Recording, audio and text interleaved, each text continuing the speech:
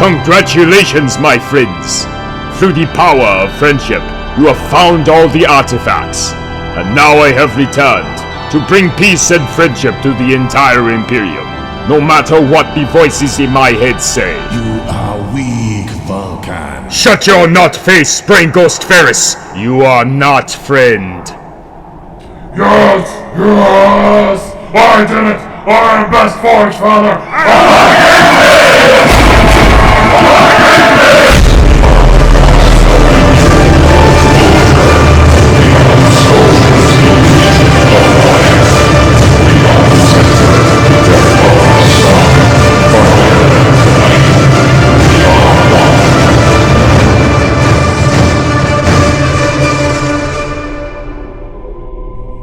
Hello, my lord. Good, my sentient newspaper has arrived. Before we speak, do you have any idea where Magnus is? I've lost track of him. You lost track of a 12-foot tall demon man as bright red as a dying star.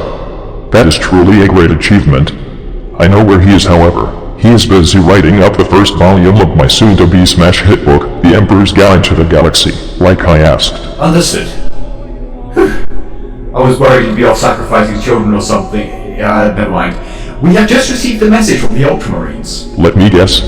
They actually managed to do it. They found the missing artifacts of Vulcan, yes. That is thoroughly inconceivable. So the relics that the Salamanders have been trying to track down for millennia were found by the Ultramarines in less than a year. Indeed. I did tell you earlier, my lord, they are pretty great. Almost too great? Actually, not almost, just forthright ridiculously great. I mean, seriously, what exactly makes those baby blue ball busters greater and Magekomen at being space marines? Well, my lord, I'm honestly not sure. I do have a few theories, though. One is that the Ultramarines are simply more versatile. As proven in their combat techniques, they're skilled at using a wide variety of weaponry and tactics, while the Salamanders are just about as focused on pyromania as the Sisters of Battle are. Hold up. I must have forgotten, in my infinite wisdom, about some religious order during the Purge of Terra. These Sisters of Battle speak of strike me as not being full of muscle-bound battle bodies with exclusively floppy reproductive organs. What precisely are these sisters?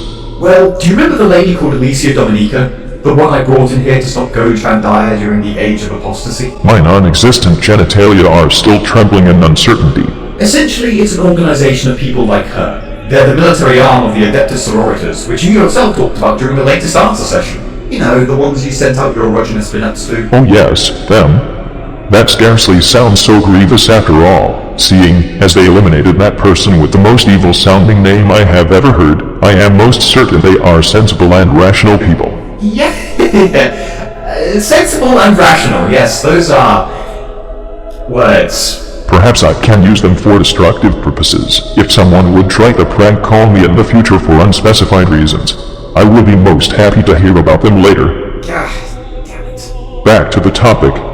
Any other ideas about why the Ultramicroronists are doing the heavier work? Well, my second theory, while it may be subjective, is that I'm fairly sure blue is generally a better color than green. You know how orcs lose most of the time? Maybe there is a connection. First off, that is fucking stupid. The fact that gold exists makes every other color equally inferior. Secondly, before you go on complaining about the Salamander's scheme, you should see their original paint job. Did someone smear fermented crocs waste over them? It did not fly well with the Mechanicus because of how many seizures the paint job prompted, so they went fuck it and slapped a plain coat of green over them instead.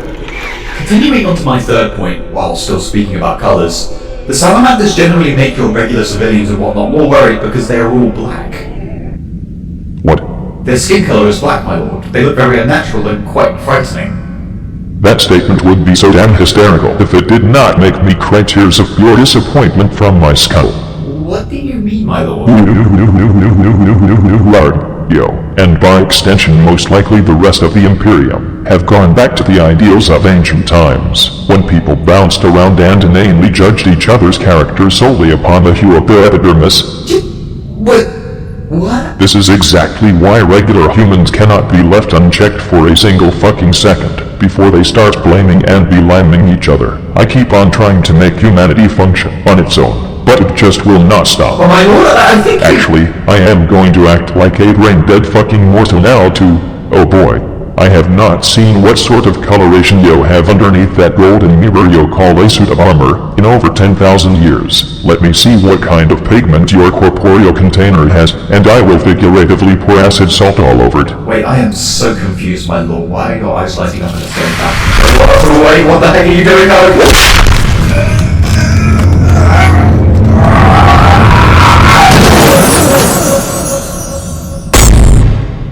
What the fuck?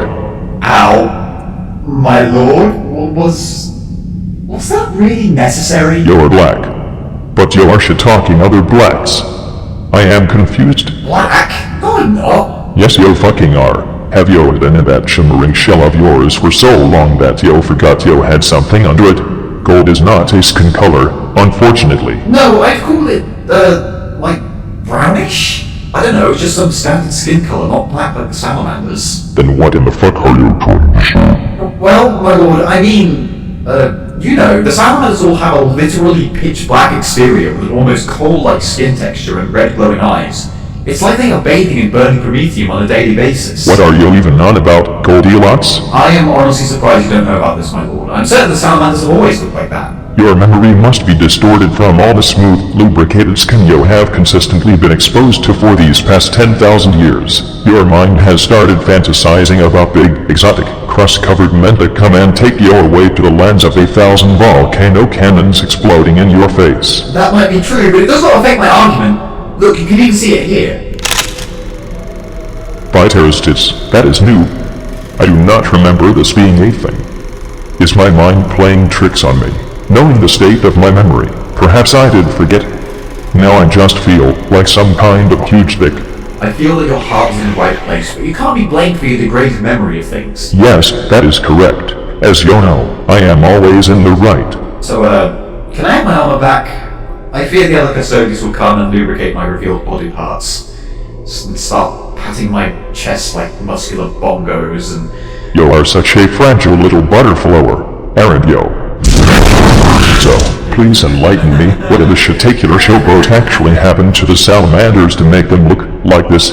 I am positive at least Vulcan had flesh similar to yours. As bad as my memory is, I should be right about that at least. I mean, I am his fucking father, after all. I'm fairly certain all salamanders, including Vulcan, have always looked like that, my lord. I am murderously sure I gave all my children natural human pigments. Why would I ever decide to treat one of my infant sons to a bath in a pit of flaming tar? I am unsure Magnus and Korax have natural pigments. Shut up and explain.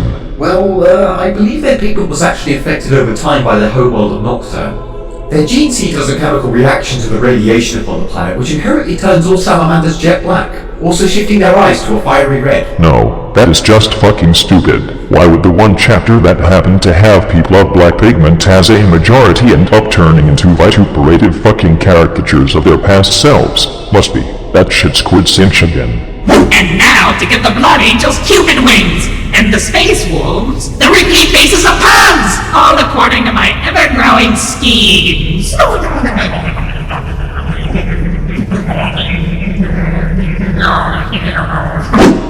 My lord, I have to ask, do their appearance really matter if they are still loyal and excel as a chapter? Yes. No. Screw this quandary with a fucking jackhammer. Let us just talk about whatever we were discussing before this shitstorm started flailing about the room. Fair enough, my lord.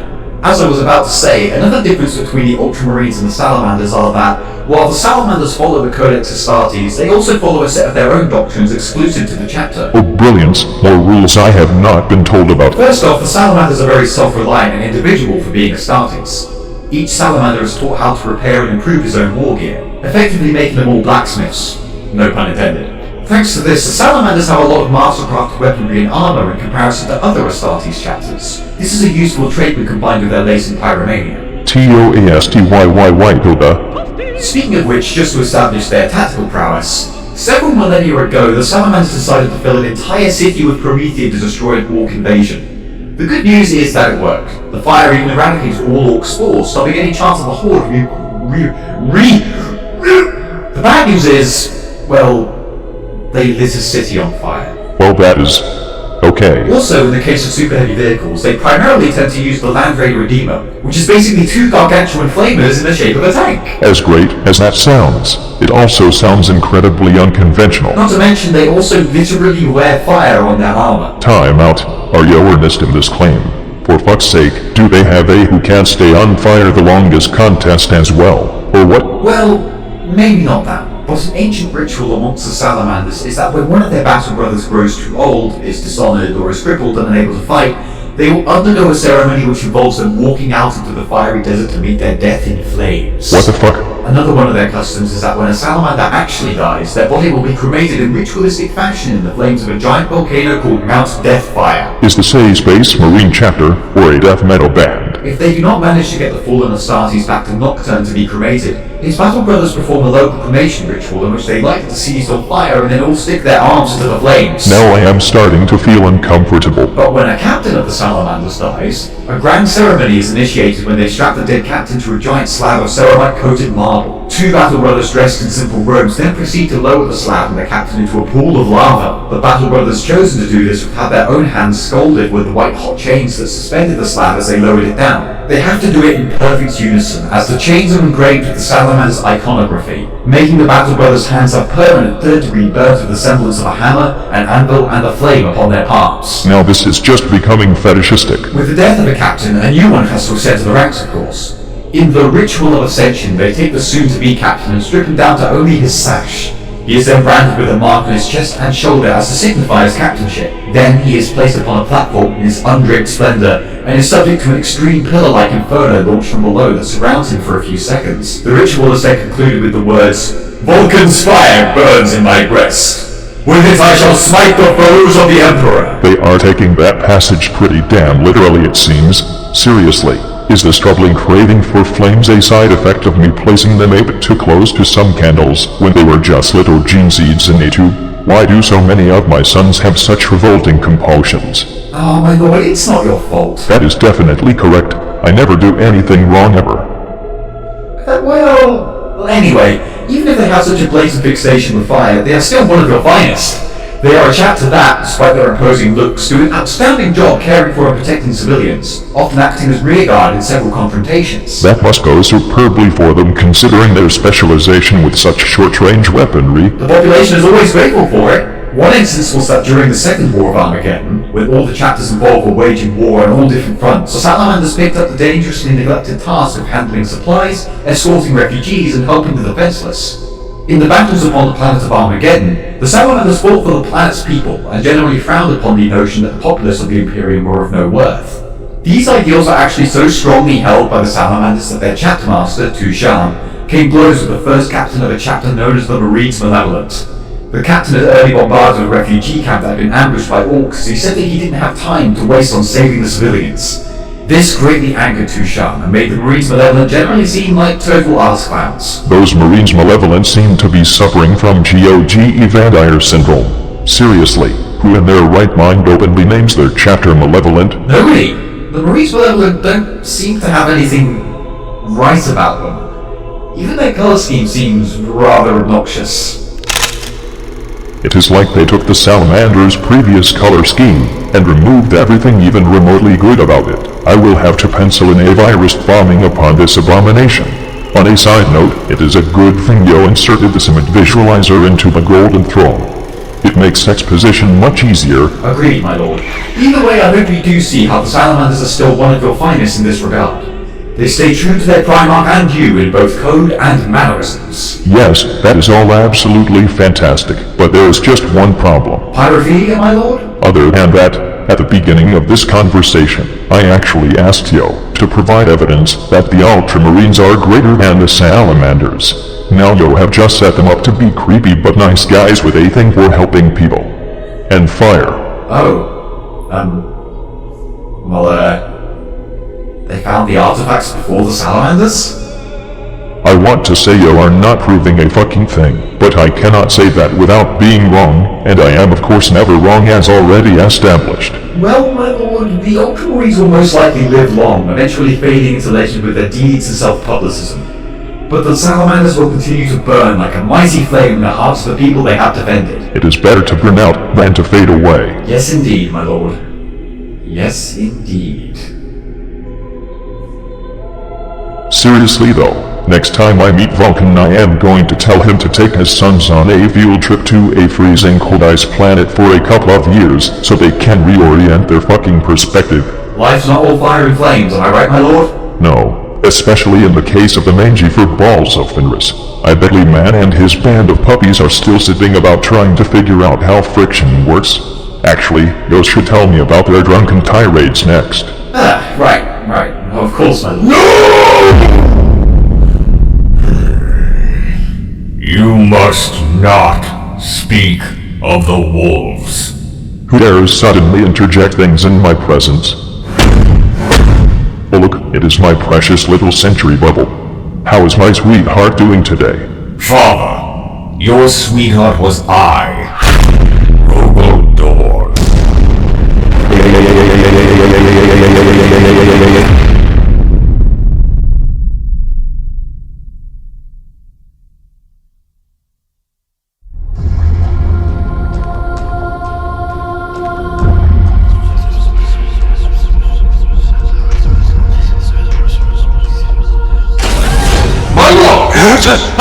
Yes? What is it you want? You didn't hear anything, right? Not that we were talking about anything. We like snuggling up close and whispering nice things into each other's ears. I know, Lord Israel. This is the 30th time you've told me. But you may wish to know we have pursued the most mysterious lead you wished us to follow, and we've once again found the lost strike cruiser. The Ophidian God. Tampers, Israel, did you hear that? We're totally gonna find Cypher now!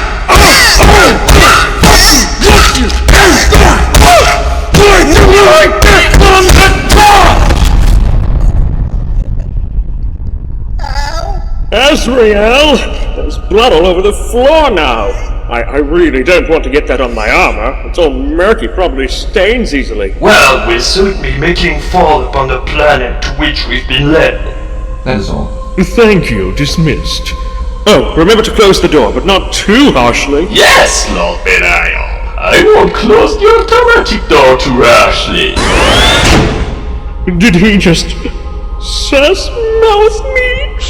Brothers, we're in some deep shit now. If we don't find Cypher, the Inquisition will be after us for sure. They'll start noticing that one of their Inquisitors are missing. Hey, we're not Supreme Grandmaster. We hid the corpse of that stupid Inquisitor in a place where no one will find him. Hacked up in small dried up bits, put it into small packages, and donated his food rations to the death corpse of Creed. Do those Creek fellows even eat? I don't know! We don't have time for this, Asmodai! Cypher and the Fallen are escaping further away from us the longer we linger! We have to— Excuse me, my lord. Ah! No, you heard nothing! I mean, yes, you heard something, but it was certainly nothing suspicious and secretly heretical. Damn it, what do you want? I'm sorry to disturb you again, but we have discovered sentient activity upon the planet's surface. What? No! I mean, yes! What is it? It appears to be the Adeptus Mechanicus, my lord. The Adeptus Mechanicus arrived on the planet before us? Oh, this is such a shameful moment. I'm totally useless. Nobody loves me. This can only mean one thing! One terrifying thing! The Adeptus Mechanicus is working for the Fallen!